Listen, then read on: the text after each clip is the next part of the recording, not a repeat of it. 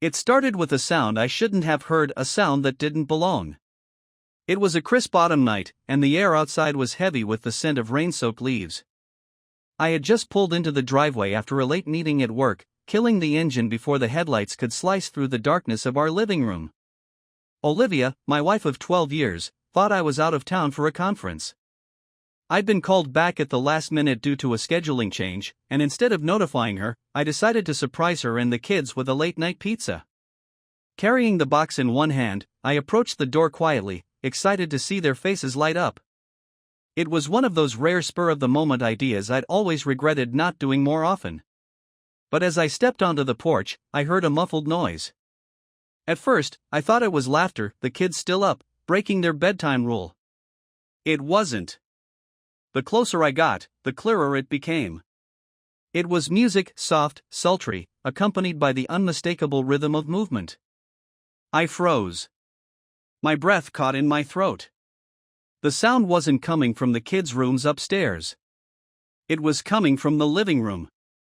I tried to rationalize it. Maybe Olivia had the TV on. Maybe she fell asleep watching one of those late-night romance movies she secretly loved. But my gut told me otherwise. Carefully, I set the pizza down on the porch table. My hand hesitated on the door handle, my heart pounding so hard I could feel it in my ears. Slowly, I turned the knob and stepped inside. The air was thick, warmer than it should have been. The soft glow of candlelight spilled out from the living room, flickering shadows dancing along the walls. My shoes barely made a sound as I moved down the hallway, inching toward the doorway. And that's when I saw it. Olivia, wrapped in the arms of another man, swaying slowly to music that wasn't ours. Her head was tilted back, her eyes closed, a smile on her lips I hadn't seen in years. The man's face was turned away from me, but his hands were on her waist, gripping her as if he owned her. His suit jacket lay discarded on the couch, and the way he held her, it was intimate, possessive. It was a scene I wasn't supposed to witness. For a split second, I thought I was dreaming. I blinked, hoping I'd wake up. But no. It was real. My pulse raced as I gripped the doorway, trying to steady myself. 1,000 thoughts surged through my mind: anger, disbelief, humiliation. And above all, the bitter sting of betrayal. They didn't see me. Not yet. I had two choices: step into the light and confront them right then and there, or retreat into the shadows and gather my thoughts. I chose the latter. Stepping back silently, I left the house and returned to the car, my hands trembling as I gripped the steering wheel. I didn't start the engine. I just sat there, staring at the house where my wife was swaying in another man's arms, and I thought, what now? The surprise I'd planned for them had become a nightmare. And the real question wasn't what now. It was, who the hell was that man? I didn't sleep that night. I sat in the car for what felt like hours, staring at the house where I'd built a life with Olivia. Every second the image replayed in my mind, the betrayal etched deeper. But I couldn't confront her, not yet. I needed answers first. Questions swirled in my head: how long has this been going on? Who is he? Why does she feel she can get away with this? When the lights in the living room finally went out, I waited another half hour before I dared step back inside. The pizza box remained untouched on the porch. I entered as silently as I had left, locking the door behind me. The smell of candles lingered faintly in the air, but the living room was empty, the remnants of their encounter erased as if nothing had happened. I checked the kids' rooms. Ethan was snoring softly, one leg sticking out from under his blanket. Clara was curled into her favorite stuffed bunny. They were safe, blissfully unaware of the disaster unfolding beneath their roof. Olivia's door was shut. I could hear the faint hum of her sound machine, a habit she'd picked up in recent years to help her sleep. The thought of her lying in our bed, where she had likely just been with him, made my stomach churn. I didn't go in. Instead, I went downstairs to my office, locked the door, and opened my laptop. If she thought she could lie to me and carry on like this without consequence, she was sorely mistaken. I wasn't going to explode in a fit of rage. No, I was going to dismantle every piece of her secret life until there was nowhere left for her to hide. The next day, I acted as though nothing had happened. Olivia seemed normal. She made breakfast for the kids, packed their lunches, and kissed them goodbye as they left for school. She gave me the same peck on the cheek she had for years, asked about my work schedule, and smiled. It wasn't the strained smile of someone carrying guilt, it was practiced, deliberate. She was good at this. Too good. As soon as she left for work, I got to it. I started with our home. She wouldn't risk bringing evidence of her affair here, I assumed, but I combed through everything regardless: her nightstand drawers, her closet, her work bag. Nothing. Not a scrap of anything suspicious. Next, I checked the security cameras. We'd installed them around the house a year ago after a break-in scare. Olivia had insisted on putting one near the front door and another in the driveway. Unfortunately, she had been just as cautious as I feared. The man from the night before never came in through the front. If he'd entered, it was through the back gate, which wasn't covered. I cursed myself for not installing a camera there. By the evening, I'd uncovered a grand total of nothing. Olivia came home, kissed me on the cheek again, and asked if I wanted to help her with dinner. I declined, citing a headache, but I watched her closely. She moved around the kitchen with an ease that disgusted me, humming along to a playlist she had on her phone. But when she slipped out the back door after dinner, carrying a single glass of wine and her phone, I knew I had her. I followed her a minute later, stepping quietly into the shadows by the edge of the patio. She was standing near the garden, her back to me. The phone was pressed to her ear, and her voice was low but clear. "I know," she whispered. "I missed you too." I clenched my fists, holding my breath to keep from making a sound. She continued. "No, he doesn't know anything. Trust me, I would know." She laughed softly, the sound infuriatingly familiar. "Yes, tomorrow works. Same place?" I stepped back into the house before she could turn and catch me. I didn't need to hear the rest. She was meeting him again tomorrow, and this time, I'd make damn sure I caught them. The next day, I made excuses to work from home. Olivia seemed a bit surprised but didn't question it. She left for work as usual, giving me her typical goodbye. I smiled, nodded, and closed the door behind her. Then I waited. She returned around 6 p.m., freshened up, and left again at 7, saying she had dinner plans with her friend Kelly. It was a solid excuse, she'd used it before, and Kelly was one of the few people I trusted. I even considered calling Kelly to verify it, but what would I say? Instead, I followed her. Keeping my distance, I trailed her car across town until she pulled into the parking lot of a small, nondescript cafe. She parked and went inside. I waited for a few minutes before stepping out of my car and heading for the cafe's entrance. Through the window, I saw her immediately. She was sitting in a booth at the back, laughing at something the man across from her had said. He was tall, well-dressed, with a smug confidence that radiated even from this distance. I recognized him. Not by name, but by face. He'd been at one of Olivia's work events a few months back, a colleague, maybe? A client? I didn't care. All I cared about was the way his hand was casually resting on hers across the table. I walked in, my heart pounding but my expression calm. Olivia didn't notice me until I was standing right next to their table.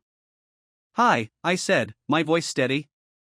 Her head whipped around so fast I thought she'd hurt herself. The color drained from her face, her mouth opening and closing as she scrambled for words. The man looked confused at first, then uncomfortable. He withdrew his hand from hers and straightened up, offering me a polite but wary nod. "You must be Daniel," he said, his voice smooth and even. I turned my attention to Olivia. "You want to introduce me?" She stammered something incoherent, her eyes darting between me and him. "It's not what you think," she blurted finally. "Then by all means," I said, gesturing for her to explain. The silence that followed was deafening. Finally, I broke it. "I'll leave you two to finish your date," I said coldly. "Don't rush on my account." I turned and walked out before either of them could respond. Back in my car, I sat gripping the steering wheel, my mind racing. I'd given her the chance to explain, and she'd choked. No excuses, no lies, just panic. It was worse than I thought. And as I drove away from the cafe, I knew the confrontation was inevitable. But I wasn't going to do it in public, and I wasn't going to do it unprepared. Tomorrow, we'd talk. Tomorrow, I'd make her face the truth. The next morning, I woke up before Olivia. For the first time in years, I didn't feel the need to be considerate about my movements. The soft clinking of the coffee pot and the opening and closing of drawers as I prepared breakfast weren't quiet, and I didn't care. My calm mask had slipped, and anger sat squarely in its place. By the time Olivia came downstairs, still in her pajamas, I was seated at the kitchen table, 2 cups of coffee in front of me. I gestured for her to sit down. She hesitated. Olivia always moved with certainty, but today, there was a nervous edge to her. She sat opposite me, her hands clasped tightly on the table. "You're up early," she said, trying to sound casual but failing. "I am." My tone was clipped. "We need to talk." She froze for a second, then forced a smile. "About what?" I didn't answer right away. I let the silence stretch between us, watching her closely. She squirmed under my gaze, her hands fidgeting. Finally, I spoke. "Who is he?" Olivia's reaction was immediate. Her face drained of color, and her eyes widened in panic. What are you talking about?" "Don't play stupid," I snapped, my voice sharper than I intended. "The man you were with last night." "Who is he?" She opened her mouth, then closed it again, her expression shifting from shock to something resembling defiance. "He's just a colleague," she said after a moment, her voice trembling slightly. I laughed bitterly. "A colleague? That's what you're going with?" "It's the truth," she insisted, her voice rising. "We were discussing work. At a dimly lit cafe, holding hands across the table?" I leaned forward, my tone icy. "Do you take me for a complete idiot?" She flinched but didn't answer. I could see the gears turning in her head as she scrambled for something to say. "Daniel, No," I interrupted. "You don't get to explain. You don't get to lie. Not anymore." Olivia's eyes welled up with tears, but I didn't feel a shred of sympathy. She had no right to cry, not when she was the one who had shattered our marriage. "How long?" I asked, my voice low. She blinked at me. "What? How long has this been going on?" Olivia shook her head, her tears spilling over. "It's not like that," she whispered.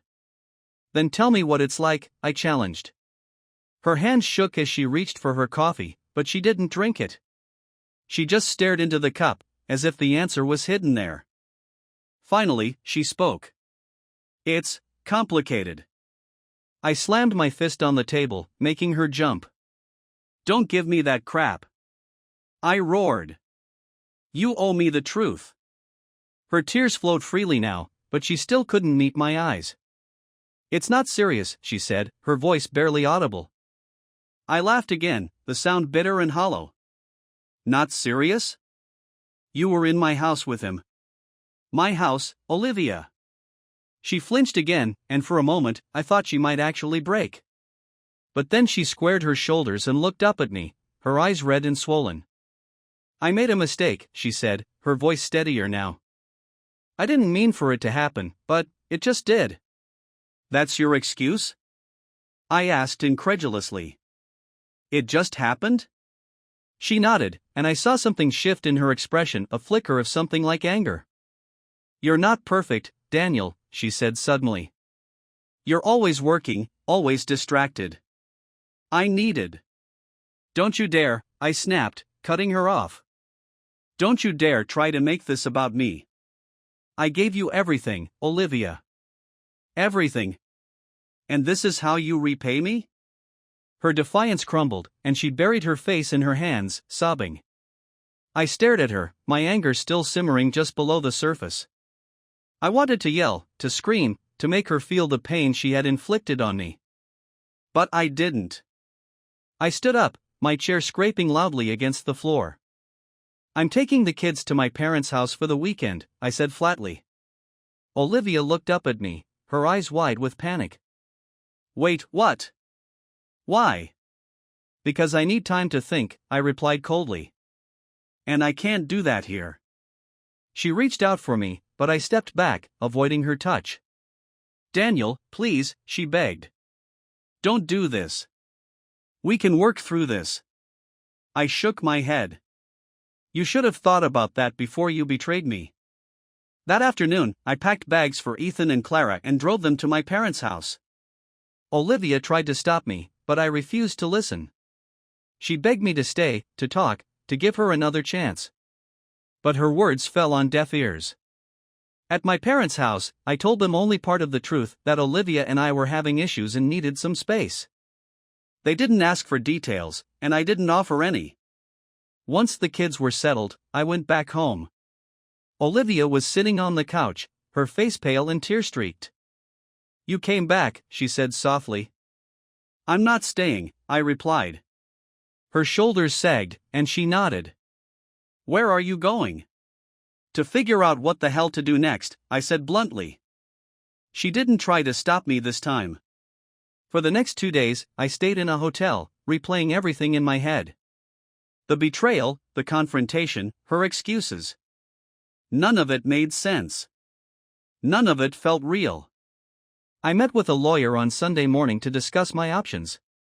He was efficient and professional, but his words only added to my growing sense of dread. If you want to pursue a divorce, you'll need more concrete evidence of the affair, he said. Evidence. Proof. The very idea made me sick, but I knew he was right. If I wanted to protect myself and my kids, I had to be smart about this. I left the office with a plan forming in my mind.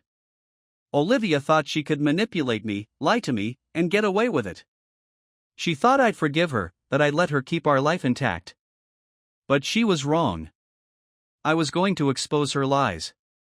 And I wasn't going to stop until I had the truth. I wasn't interested in just walking away from this mess Olivia had created. No, walking away would have let her keep too much, her image as the devoted wife, the cozy life we built together, and worst of all, the control. She'd betrayed me, humiliated me, and destroyed everything we'd built. Now, she was going to face consequences. I spent the next week playing the long game, gathering evidence, and laying the groundwork for what came next. Every move was calculated. The first step was confirming what I already suspected. I hired a private investigator, a man named Frank who came highly recommended for his discretion and thoroughness. I gave him the details I had, the cafe, the man she was meeting, and the dates Olivia claimed to be working late. He assured me it wouldn't take long to piece together the truth. While Frank was working, I played my role perfectly at home. Olivia tried to initiate more conversations about working things out, but I wasn't interested. I gave her just enough attention to keep her off balance, civil, distant, but non-confrontational. She didn't suspect a thing. I know I've hurt you, she said one night as we sat on opposite ends of the couch. But I want to fix this, Daniel. I want us to go back to the way things were. I looked at her, trying to decide if she actually believed that or if it was just another manipulation tactic. I don't know if that's possible, I said evenly, my voice devoid of emotion. She nodded, tears pooling in her eyes. I'll do whatever it takes, she whispered. I didn't respond. I didn't need to. Frank delivered his report within 5 days. His findings left no room for doubt.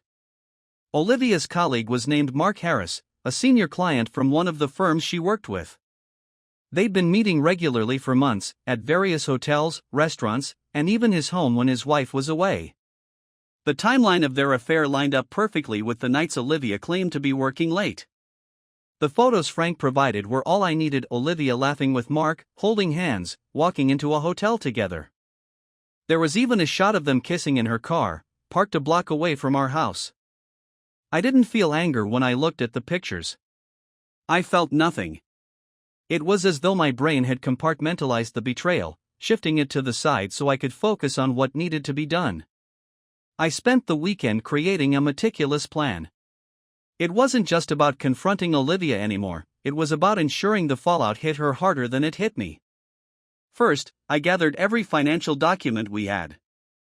Bank statements, mortgage records, credit card bills, everything. I wanted a complete picture of our assets, liabilities, and any potential financial vulnerabilities. Olivia had always handled most of the household finances, so I needed to be sure there weren't any surprises waiting for me. Next, I compiled the evidence Frank had provided into a digital folder, along with a written summary of the key details. This wasn't just for my lawyer, it was also for Olivia's family, her friends, and anyone else who needed to see the truth. Finally, I made arrangements for the kids. Ethan and Clara didn't need to see what was coming. I called my parents and explained the situation without going into graphic detail. They agreed to take the kids for a few days when the time came. On Monday morning, I met with my lawyer again. This time, I wasn't there to ask for advice, I was there to give instructions. I want to file for divorce, I said bluntly as I handed him the evidence. He flipped through the file, nodding as he skimmed the contents. This is solid, he said. With this, you'll have a strong case for custody and asset division. That's the idea, I replied. We discussed the logistics, how to serve Olivia, what to expect during the proceedings, and how to protect myself in the meantime. By the end of the meeting, I felt a grim sense of satisfaction. The wheels were in motion, and there was no turning back. That evening, I put the next phase of my plan into action. Olivia was in the kitchen, making dinner, when I called Ethan and Clara into the living room. I need to talk to you guys about something, I said, keeping my voice calm. The kids looked at me expectantly, sensing the seriousness of my tone. Olivia peeked out from the kitchen, curious but not concerned. Your mom and I have been going through some tough times, I began. And we've decided that it's best for us to spend some time apart. Ethan's eyes widened. Are you getting a divorce? He asked hesitantly. I hesitated, choosing my words carefully. We're still figuring that out, I said. But no matter what happens, we both love you very much, and that will never change. Clara burst into tears, and Ethan looked like he was about to follow suit. I pulled them both into a hug, promising them that everything would be okay. Olivia emerged from the kitchen, her face pale. Daniel, can I talk to you? She asked sharply. I ignored her. My focus was on the kids. The next day, the papers were served. Olivia was in the middle of a meeting when the process server walked into her office and handed her the envelope. I knew because Frank had tipped me off about the timing. I wasn't home when she returned, but I didn't need to be. The message was clear. When I finally walked through the door that evening, Olivia was waiting for me in the living room, her face a mask of shock and rage. What the hell is this? She demanded, waving the papers in my face. It's exactly what it looks like, I said calmly. You're divorcing me? She asked, her voice breaking. Just like that? Not just like that, I replied. You made this decision for both of us when you started sleeping with Mark. Her jaw dropped. You had me followed? I shrugged. You weren't exactly subtle. Olivia sank into the couch, her hands trembling as she clutched the papers. I didn't want this, she whispered. You didn't want to get caught, I corrected. There's a difference. For the first time, she had nothing to say. That night, I moved into the guest room. Olivia cried herself to sleep in our bedroom, but I didn't feel sorry for her. This was the bed she had made, and now she had to lie in it. I didn't sleep much, but I didn't need to. I was too busy planning the final steps of my revenge. By the time the sun rose the next morning, I had fully committed to seeing this through to the end. Olivia had destroyed my trust in the family we had built, and I wasn't going to let her walk away unscathed. For once, I was the one in control. That morning at breakfast, Olivia tried to talk to me.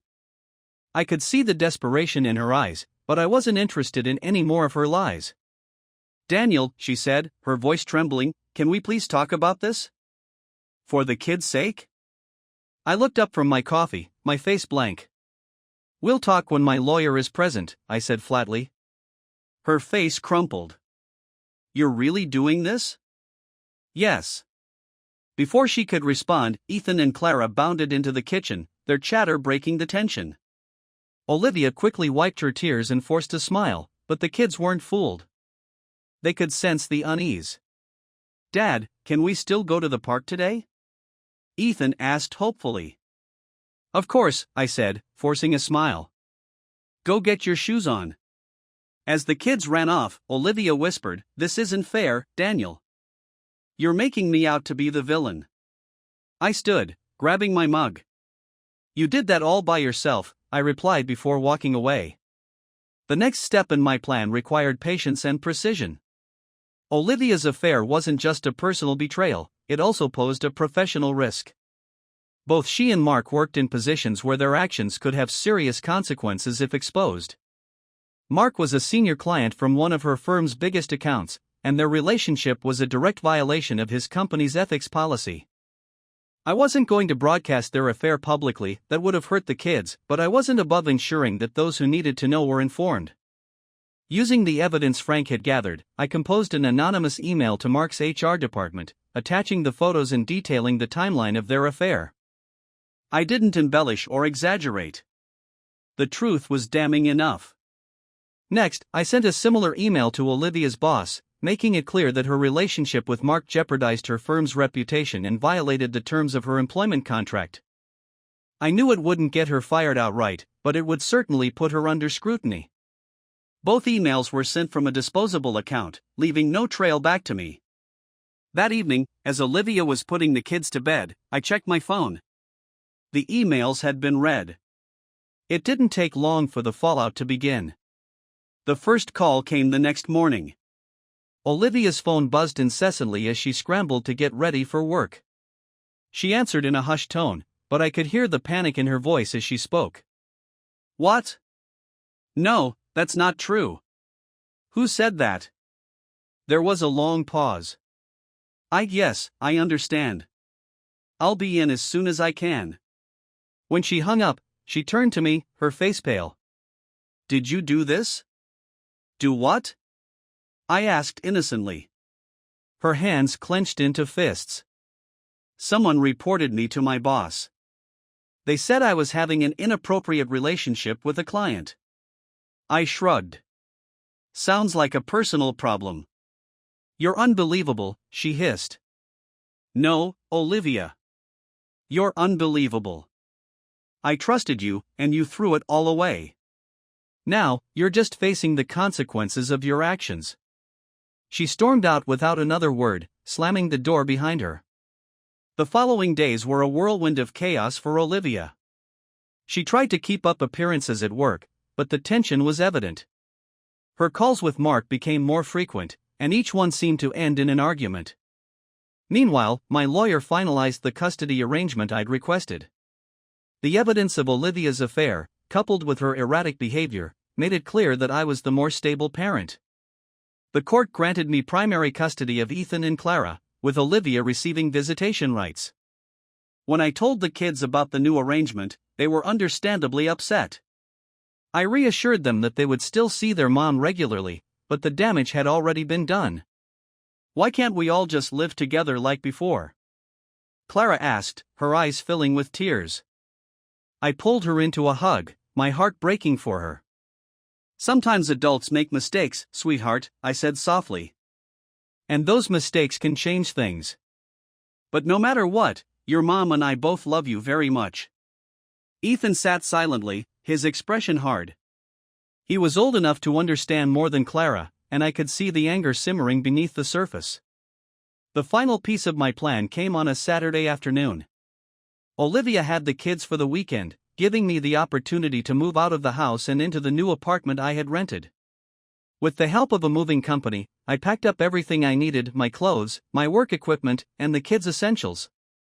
I left behind only the furniture and a few shared items. Before I left, I placed a folder on the kitchen counter. Inside was a detailed account of everything I knew about Olivia's affair, along with a copy of the divorce papers and a note that read, "You made your choices. Now, I've made mine. Good luck explaining this to the kids." I didn't look back as I drove away. The next few weeks were quiet. Olivia tried to call me multiple times, but I ignored every attempt. She left angry voicemails, accusing me of ruining her life and turning the kids against her. I didn't respond. Ethan and Clara adjusted to the new arrangements surprisingly well. They missed their mom, but they seemed to thrive in the stable environment I provided. As for Olivia, I heard through mutual friends that her relationship with Mark had fizzled out under the weight of their exposure. She was still working at her firm, but her reputation had taken a serious hit. I felt no satisfaction in her downfall. If anything, I felt empty. But I knew that I had done what needed to be done for myself, for the kids, and for the life I wanted to rebuild. One evening, as I tucked Clara into bed, she looked up at me and asked, "Are we going to be okay, Daddy?" I kissed her forehead and smiled. "We already are." It wasn't over, not yet. Olivia reached out 2 weeks after I left. She'd sent a stream of texts, escalating from pleading to angry, and eventually landed on desperation. When I didn't respond, she called. Again and again. I finally answered one night, more out of exhaustion than any desire to talk. Her voice was tight, almost trembling. "Daniel, we need to talk. In person." I considered hanging up, but something in her tone made me pause. Maybe it was guilt. Maybe curiosity. "When?" I asked. "Tomorrow night. After the kids are asleep," she said quickly, as though afraid I might change my mind. Fine. The next evening, I dropped Ethan and Clara off at Olivia's place. She looked worn out, her usual polished appearance replaced by dark circles under her eyes and a tension that seemed to weigh on her. "See you later, Dad," Ethan called as he ran inside with his sister. I waited in the car, staring at the house that used to be mine.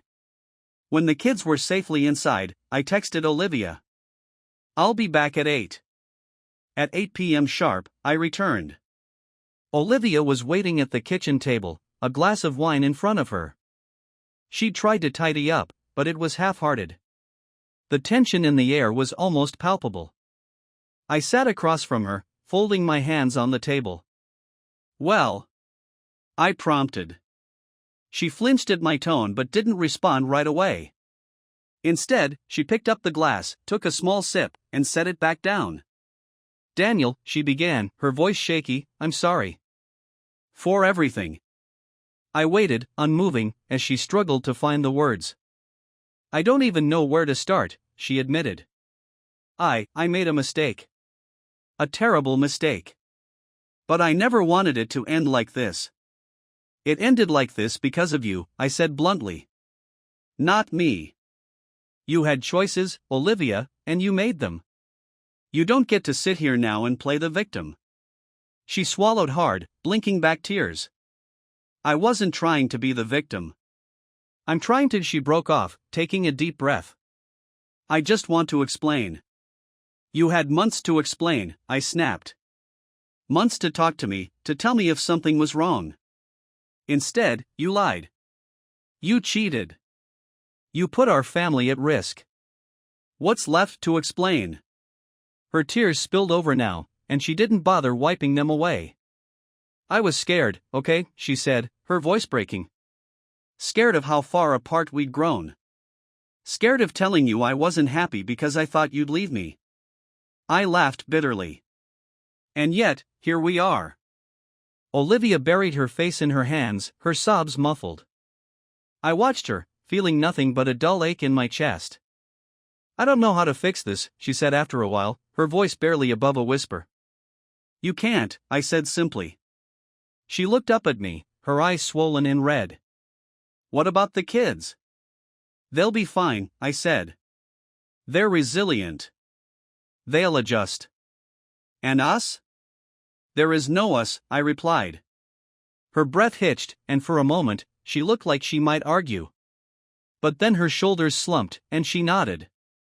"I know I don't deserve it," she said softly. "But if there's any chance at all, you can forgive me someday, I'll wait. As long as it takes." I shook my head. Forgiveness isn't the issue. I'll move on eventually. But trust? That's gone. You killed it." The words hit her like a physical blow, and she crumpled further into herself. "I'll do whatever you want," she said desperately. "Counseling, mediation, anything. Just please, don't give up on us." "I already have." We sat in silence for what felt like an eternity. Finally, I stood. "This isn't just about me," I said. "You broke the kids' trust, too. They'll see you differently now, no matter how much you try to hide it. You need to figure out how to be honest with them, or they'll resent you forever." Olivia looked up at me, her face streaked with tears. "How do I even start?" "That's your problem, not mine," I said coldly. "But you'd better figure it out." I turned to leave, but her voice stopped me. "Do you hate me?" I paused, my hand on the doorframe. "No. But I don't love you anymore, either." Her sobs followed me as I walked out the door. The next few weeks were quiet.